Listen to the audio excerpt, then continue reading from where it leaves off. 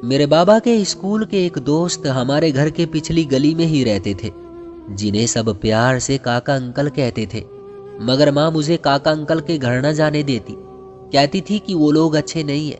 मेरी उम्र उस वक्त सिर्फ 14 साल थी। अंकल जब भी मुझे बाहर कहीं देखते तो चॉकलेट जरूर खिलाते। मुझे काका अंकल बहुत अच्छे लगते थे और माँ पर गुस्सा आता था। अब मैं जब भी सब्जी लेने जाती तो आधा घंटा काका अंकल के घर खेल कूद कर आती। लेकिन कुछ दिनों से काका अंकल मुझे अपने पास बुलाकर रस से भरा संतरा खिलाते, जिसे खाते ही मैं सुकून की नींद सो जाती और 1 घंटे बाद जब उठती तो सब्जी लेकर घर चली आती। मुझे अब अपने जिस्म में बदलाव नजर आ रहे थे। मुझे माँ की बात अब सही लग रही थी और काका अंकल पर शक हो रहा था। मैंने अगले दिन संतरा खाने की बजाय काका अंकल की नज़र से बचाकर दीवार की दूसरी तरफ फेंक दिया और खुद लेट गई। अभी 5 मिनट ही गुजरे थे कि जैसे मुझ पर कोई कयामत टूट पड़ी। मेरा नाम सुमिता है। मेरी कोई बहन या भाई नहीं था। मैं इकलौती थी, इसलिए बहुत ज़्यादा लाडली थी और बहुत ज़्यादा खूबसूरत थी। मेरी उम्र सिर्फ 14 साल थी। मेरी माँ पूरा दिन गुस्सा करती रहती थी, इसलिए मेरे बाबा ने उनको जॉइंट फैमिली से बाहर निकाल दिया। लेकिन उनके अंदर बहुत ज़्यादा कड़वाहट भर गई थी, इसलिए शायद उन्हें अब गली मोहल्ले वाले भी बुरे लगने लगे थे। माँ बाबा के सारे रिश्तेदारों और दोस्तों से बहुत ज़्यादा नफरत करने लगी थी। कहती थी कि वो सब बहुत ही बुरे लोग हैं।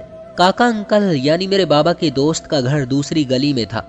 मेरी माँ मुझे ना जाने क्यों वहाँ भी नहीं जाने देती थी।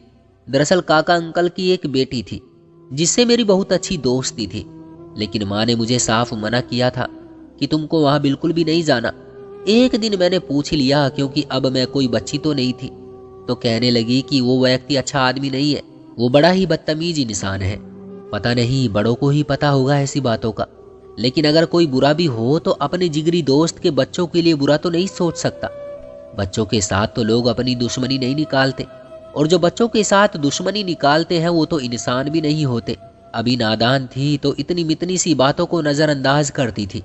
बाबा का काम ऐसा था कि वो भी वक्त पर घर नहीं आते थे। रेलवे स्टेशन पर काम करते थे, इसलिए उन्होंने सुबह जल्दी जाना होता था और रात को देर से आते थे। घर के लिए रोज की सब्जी लाना मेरा काम था। पहले मैं छोटी थी तो जाती थी, कोई मसला नहीं होता था, लेकिन अब बाबा कहते थे कि ये बड़ी हो गई है, इसको अब बाहर मत भेजा करो। लेकिन माँ कहती थी कि हजारों काम है मेरे सर पर, मैं नहीं जा सकती। ये एक आध काम कर लेगी तो कुछ नहीं होगा। खैर यूं मेरा बाहर आना जाना बंद ना हो सका। रास्ते में कभी मुझे काका अंकल मिल जाते तो इतने प्यार से मुझे बुलाते थे, कहते थे ए मेरी गुड़िया, मेरी राजकुमारी, कैसी हो, और मेरे साथ दुकान तक भी चलते थे। दुकान वाले को कहते थे कि इससे पैसे ना लेना, और मुझे एक चॉकलेट भी जरूर दिलवाते थे। मैं सोचती थी कि अपने पिता के दोस्त एक बाप की जगह ही तो होते हैं, लेकिन फिर भी माँ कहती थी कि इनसे दूर रहा करो। पर काका अंकल कहते थे घर रोहिणी भी तुम्हें याद कर रही थी, लेकिन मैं कोई ना कोई बहाना कर देती थी, क्योंकि मुझे माँ ने साफ मना किया हुआ था। मुझे तो काका अंकल को देखकर ऐसा बिल्कुल भी नहीं लगता था कि वो बुरे इंसान है, क्योंकि मुझसे इतनी ज्यादा मोहब्बत जो करते थे, वो मुझे पैसे भी देते थे और मुझे कोई ना कोई चीज जरूर देते थे, जबकि मेरी अपनी माँ मुझसे सीधे मुंह बोलती भी ना थी। पता नहीं उनको किस बात पर इतना गुस्सा आता था। मुझे काका अंकल हफ्ते में 1-2 दफा कहीं ना कहीं मिल ही जाते थे, क्योंकि उनका एक बड़ा बेटा था, घर को वही चलाता था और वो अपना काम किया करते थे। कभी कभी घर पर ही होते थे। उनका एक छोटा बेटा भी था जिसकी उम्र मेरे बराबर ही थी। हम बचपन में एक साथ ही खेलते थे, लेकिन अब माँ कहती थी कि तुमने उसको देखकर भी बात नहीं करनी, क्योंकि अब तुम लोग जवान हो गए हो। मुझे माँ पर गुस्सा आता था। एक तो मुझे कहीं जाने नहीं देती थी, मेरी कोई खास इतनी सहेली भी नहीं थी, बस एक ही सहेली थी और उससे भी मिलने नहीं देती थी। अगर माँ का काका अंकल और आंटी जी के साथ झगड़ा था तो इसमें मेरा क्या कसूर था। इतनी शर्मिंदगी होती थी मुझे जब काका अंकल बार बार कहते थे कि बेटा घर आओ, घर आ जाया करो, और मैं कोई ना कोई बहाना बना देती थी। वो भी सोचते होंगे कि ये खुद ही नहीं आती, इसलिए मैंने सोच लिया कि मैं काका अंकल जी के घर जरूर जाया करूंगी। मेरी माँ जो मर्जी कहे मुझे परवाह नहीं है, आखिर वो लोग मेरे बाबा के दोस्त हैं और बाबा ने भी उनके बारे में कभी कोई ऐसी बात नहीं की। अगर माँ को कोई आदमी बुरा लगता है तो ये उनका मसला है, मेरा नहीं। मैं जब पहले दिन काका अंकल के घर गई तो वो लोग इतने खुश हुए, ऐसा लग रहा था जैसे मैं कोई बहुत बड़ी हस्ती हूँ। आंटी भी बहुत खुश थी। मेरे आगे खाने पीने की इतनी सारी चीजें रखी और काका अंकल जी ने कहा कि आज तो मेरी बेटी घर आई है। मैं तो बहुत ज्यादा खुश हूँ। मैं भी बहुत ज्यादा खुश थी। बस अब मैंने रूटीन बना ली। मैं सब्जी लेने के बहाने घर से निकलती और घंटा या आधा घंटा काका अंकल के घर में खेल कूद आती उनकी बेटी के साथ। और माँ पूछती तो कह देती कि दुकान पर भीड़ बहुत ज्यादा थी और पैदल आई गई तो इसलिए देर हो गई। कोई ना कोई बहाना कर देती थी। वैसे भी स्कूल तो मुझे भेजते नहीं थे और मुझे करना ही क्या था। लेकिन काका अंकल की बेटी पढ़ रही थी और ये बहुत अच्छी बात थी, इसलिए वो दोपहर में घर नहीं होती थी और मेरा दोपहर में ही जाने का वक्त होता था। वो मुझे कभी कभी ही मिलती थी, जब या तो रविवार होता या फिर उसने छुट्टी की होती थी। काका अंकल का वो बेटा जिसकी उम्र मेरे बराबर थी, उसका नाम अमित था। वो भी बहुत अच्छा था। वो अपने फ़ोन में ही बिजी रहता था, लेकिन कभी कभी मुझसे बात कर लेता था। पर कुछ दिनों से बहुत अजीब हरकत हो रही थी। काका अंकल मुझे एक रस भरा संतरा खिलाते थे और कहते थे कि ये देखो, ये मैं तुम्हारे लिए लेकर आया हूँ। सर्दी आ रही है, अभी तो एक संतरा 10 रुपये का मिल रहा है, लेकिन अपनी प्यारी बेटी के लिए तो मैं ला सकता हूँ ना। पर मुझे हैरानी इस बात की होती थी कि वो संतरा तो मुझे खिलाते थे, पर अपनी बेटी अपने बेटे में से किसी को भी नहीं देते थे। संतरा खाकर मुझे अजीब सी नींद आ जाती और मैं सो जाती। 1 घंटा या आधे घंटे के लिए मेरी आंख लग जाती। तब तक काका अंकल जी भी जा चुके होते थे। मैं सोचती कि मुझे नींद कैसे आ गई। आंटी जी कहती थी कि कोई बात नहीं, अपने घर में आई हो ना, सुकून है, यहाँ तो नींद आ ही जाती है। और फिर मैं उठकर सब्जी लेकर वापस अपने घर चली जाती थी। लेकिन एक दिन अपने घर पहुंची तो कुछ अजीब बात सुनी। माँ बाबा आपस में बुरी तरह लड़ रहे थे। माँ ने कहा कि कभी भी नहीं दूंगी। पागल हूं मैं? क्या मुझे पागल कुत्ते ने काटा है? खुद मैं इस नर्क से अभी निकली हूं और अपनी बेटी को इस नरक में धकेल दूं? हरगिज नहीं, कभी भी नहीं, ये हो ही नहीं सकता। बाबा कह रहे थे कि और क्या अपने उसी रिश्तेदार के बेटे को देना है तुमने मेरी बेटी का रिश्ता? वो नशा करता है। तो माँ ने कहा कि कोई नशा नहीं करता, वो तो उसके बारे में ऐसे ही अफवाह उड़ाई थी। अपना घर है उनका, अच्छी नौकरी है, वहीं पर करूंगी मैं अपनी बेटी का रिश्ता। मेरे बाबा का कहना था कि मेरे जीते जी मैं अपनी बेटी का रिश्ता तो नहीं होने दूंगा, और मेरी माँ का कहना था कि जब तक मैं जिंदा हूँ तब तक तुम्हारी ख्वाहिश भी पूरी नहीं होने दूंगी।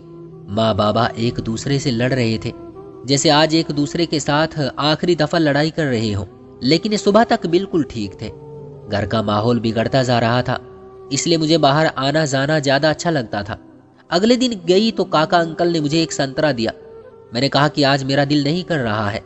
उन्होंने कहा कि आज मैं संतरे के साथ चूरण भी लाया हूँ, जो बहुत ही ज्यादा मजे का लगता है। मैं खुश हो गई क्योंकि मुझे भी चूरण खाने का बहुत शौक था, और मैंने फिर से वो संतरा खा लिया और थोड़ी देर के बाद मुझे नींद आ गई। लेकिन शाम को मेरी टांगों और पेट में बहुत ज्यादा दर्द महसूस हो रहा था। मैंने सोचा कि शायद मैंने चूरण ज्यादा ही खा लिया है और मेरा पेट खराब होने लगा है, इसलिए ये सब कुछ हो रहा है। पर मेरी तबीयत बहुत ज्यादा खराब हो गई थी। रात को डॉक्टर के पास ले जाना पड़ा। मेरी टांगों में और पेट में बहुत ज्यादा दर्द हो रहा था। डॉक्टर ने पूछा कि क्या खाया था, तो मैंने झूठ बोला कि मैंने कुछ भी नहीं खाया था। डॉक्टर ने कहा कि कोई बात नहीं, कुछ खा लिया होगा, याद नहीं होगा, इसको दवाई दे, ठीक हो जाएगी। सुबह तक मैं ठीक हो गई थी, लेकिन अगले दिन नहीं जा पाई, और उससे अगले दिन जरूर गई। काका अंकल ने कहा कि क्या हुआ था, तो मैंने कहा कि कुछ नहीं, बस थोड़ी सी तबीयत खराब हो गई थी।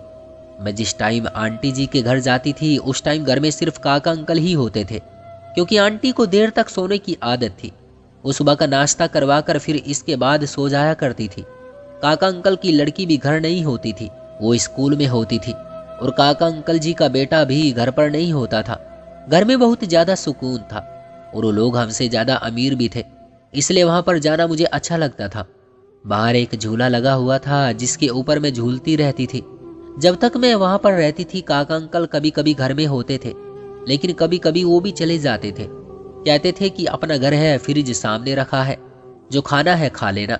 लेकिन मुझे वो एक संतरा रोजाना खिलाते थे, और ये रूटीन ही चलती आ रही थी। मुझे संतरा बहुत पसंद था, ये बात उनको पहले से ही पता थी। काका अंकल मुझसे बहुत ज्यादा प्यार करते थे, मेरे सर पर हाथ फेरते थे, मुझे अपने पास बैठाते थे, और जब तक मैं संतरा नहीं खाती तब तक मुझे देखते ही रहते थे। एक दिन मैं साइड पर बैठकर खेल रही थी। आज काका अंकल की बेटी भी घर पर ही थी, और आंटी जी भी जाग गई थी। तो आंटी जी ने काका अंकल को कहा कि जो तुम सोच रहे हो बड़ा मुश्किल है। काका अंकल ने कहा कि कोई बात नहीं, मुश्किल को आसान करना मुझे आता है, मैं कुछ ना कुछ कर लूंगा, तुम्हें तो कोई मसला नहीं है ना। तो आंटी ने कहा कि नहीं, मुझे क्या मसला होगा, मैंने तो आज तक आपके किसी मामले में एक शब्द तक नहीं बोला है, हमेशा आपकी बात मानी है। और वो दोनों बात करते हुए मुझे ही देख रहे थे। काका अंकल ने कहा कि ये तुम्हारी अच्छी आदत है, तुम अच्छी औरत हो। मुझे उनकी बातें समझ नहीं आ रही थी, लेकिन मेरे साथ न जाने आजकल क्या हो रहा था। एक तो मेरे उनके घर से आने के बाद तबीयत खराब हो जाती थी, अब मुझे मेरा जिस्म भी कुछ अजीब लग रहा था।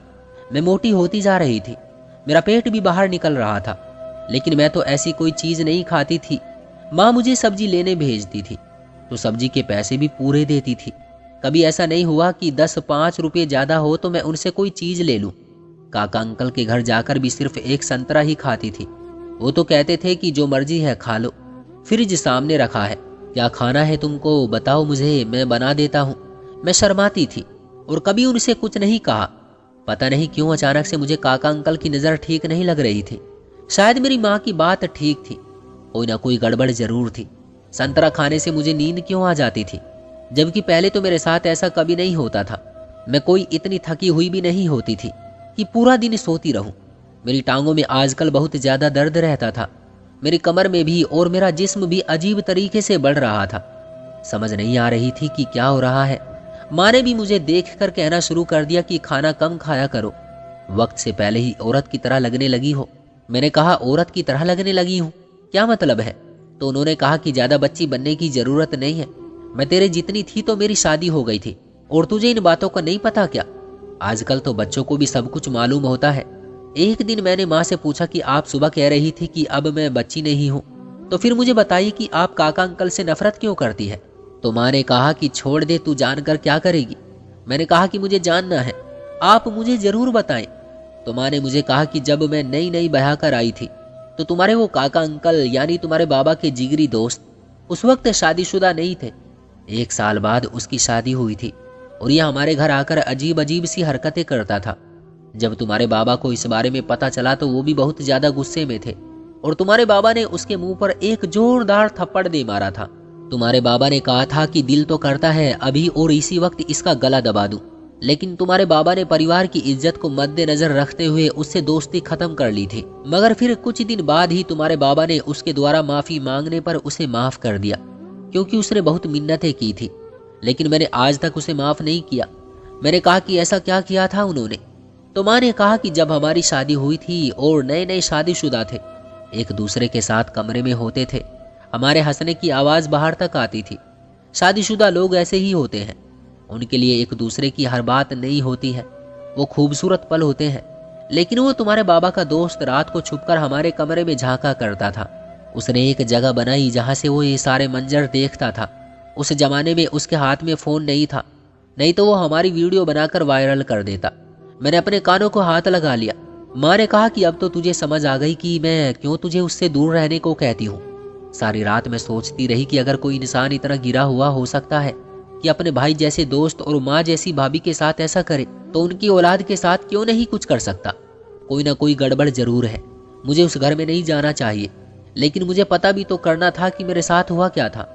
मैं तो बिल्कुल भी पहले जैसी नहीं रही थी, ऐसा लगता था बीमार हूँ। मुझे बहुत ज़्यादा सुस्ती रहती थी, इसलिए मैंने सोच लिया कि मुझे पता लगाना होगा। अगले दिन मैं काका अंकल के घर गई। मुझे संतरा देकर वो बिजी हो गई। मेरी किस्मत अच्छी थी कि उनका मोबाइल बज गया और वो फ़ोन लेकर एक तरफ चले गए और मैंने संतरा दीवार से दूसरी तरफ ग्राउंड में फेंक दिया और काका अंकल से कहा कि मैंने खा लिया है। काका अंकल काफ़ी परेशान लग रहे थे, पता नहीं किससे बात कर रहे थे, शायद कोई डॉक्टर था। खैर उसके बाद मुझे नींद तो बिल्कुल नहीं आ रही थी, लेकिन मैंने सोने की एक्टिंग की और जाकर कमरे में सो गई। और 15 मिनट के बाद यहाँ पर कुछ ऐसा हुआ कि मैं हैरान रह गई। मेरे कमरे में कोई मौजूद था जो मेरे पैरों की तरफ बैठा था और उसने मेरा हाथ पकड़ा। अभी मैंने आंखें खोली तो मैं ये देखकर पूरी तरह हैरान रह गई कि वो कोई और नहीं बल्कि काका अंकल का बेटा अमित था। मैंने चीखना चिल्लाना शुरू कर दिया। काका अंकल वहाँ पर आ गए और आंटी भी। उन्होंने कहा कि तू यहाँ क्या कर रहा है इसके कमरे में, और ये क्या हो रहा है यहाँ पर? काका अंकल ने जब ये मंजर देखा तो वो समझ गए कि क्या गड़बड़ हो रही है। फिर काका अंकल ने अपने बेटे को गर्दन से पकड़ लिया और कहा कि तू यहाँ पर क्या कर रहा है? तुझे पता है कि ये लड़की यहाँ पर आकर थोड़ा सो लेती है, तेरा अकेले में इस कमरे में क्या काम है? और तुमने दरवाज़ा क्यों बंद किया था? वो घबरा गया। उसको ना कोई बात समझ आ रही थी न जा रही थी। उसकी शक्ल से लग रहा था कि उसकी नीयत ठीक नहीं थी। मैंने रोना शुरू कर दिया। आंटी ने मुझे गले से लगा लिया। मैंने आंटी को सब कुछ बता दिया कि मेरे साथ आजकल ये सब कुछ हो रहा है। मैं बीमार रहने लगी हूँ। काका अंकल का कहना था कि मैं इस बात पर परेशान था कि मैं तुम्हें संतरा खिलाता हूँ तो तुम्हें नींद क्यों आ जाती थी। आज भी डॉक्टर से फ़ोन करके पूछ रहा था कि संतरों में कोई बीमारी तो नहीं आई हुई है, लेकिन वही संतरे हम सब घर वाले खा रहे हैं, हमें तो कभी कुछ नहीं हुआ। तो उसने अपना मुंह खोला और कहा कि मैं संतरे के अंदर नींद का इंजेक्शन डाल देता था क्योंकि ये मुझे बहुत अच्छी लगती थी। और उसके बाद उसकी जुबान तो रुक गई, लेकिन उसकी बाकी सारी कहानी सारे खुद ही समझ गए। काका अंकल ने उसे थप्पड़ मारना शुरू कर दिया, मार मार के चमड़ी उधेड़ दी। यहाँ पर काका अंकल जी की गलती नहीं थी, बल्कि उनके बेटे की थी। कहते हैं कि जैसा बाप होता है औलाद भी ऐसी ही निकलती है। काका अंकल ने कहा, बेशरम इंसान, तेरे लिए ही तो मैं इसका रिश्ता मांग रहा था और तूने इसी के साथ ये सब कुछ कर डाला। मैं तुझे जान से मार डालूंगा। जब आंटी ने देखा कि ये तो बेटे को ज्यादा ही मार रहे हैं तो उन्होंने उसे रोका। शाम को मेरे बाबा को भी बुला लिया और माँ को भी, और सारी बात बता दी गई। बाबा और काका अंकल में लड़ाई हो गई। बहुत बड़ा तमाशा बन गया। उन्होंने कहा कि तूने पहले मेरी पत्नी पर नजर रखी थी, अब तेरे बेटे ने मेरी बेटी के साथ ये सब कुछ किया है, मैं तुम लोगों पर केस करवाऊंगा।